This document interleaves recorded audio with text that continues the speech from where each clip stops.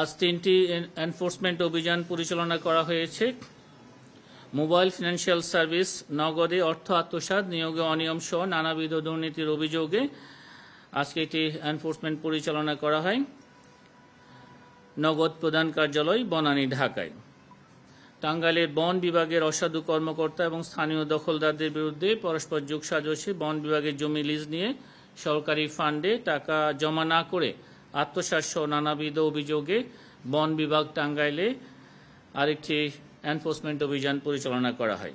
এছাড়া মাদারীপুর 250 শয্যা হাসপাতালে আইসিইউ মেশিন ও সিটি স্ক্যান সহ বিভিন্ন সরঞ্জাম ক্রয়ে অনিয়মের অভিযোগে মাদারীপুর 250 শয্যা হাসপাতালে আরেকটি এনফোর্সমেন্ট অভিযান পরিচালনা করা হয়। নিশ্চিন্তে খান স্বাস্থ্যকর অল টাইম পান, all time healthy life. Enforcement team থেকে মৌখিকভাবে যেটা জানানো হয়েছে সেটা হচ্ছে তার সেখানে কিছু নিয়োগে অনিয়ম ছিল।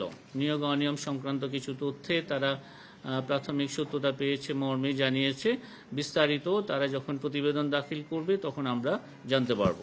আমি আপনাকে বলেছি যে এখানে অভিযোগের সাথে যে বা যারাই সম্পৃক্ত থাকুক না কেন সবার বিষয়ে এখানে আমাদের এনফোর্সমেন্ট টিম সেই বিষয়গুলো তুলে ধরবেন। সেটা জানার পরে আমরা আপনাদেরকে সুনির্দিষ্টভাবে বলতে পারবো।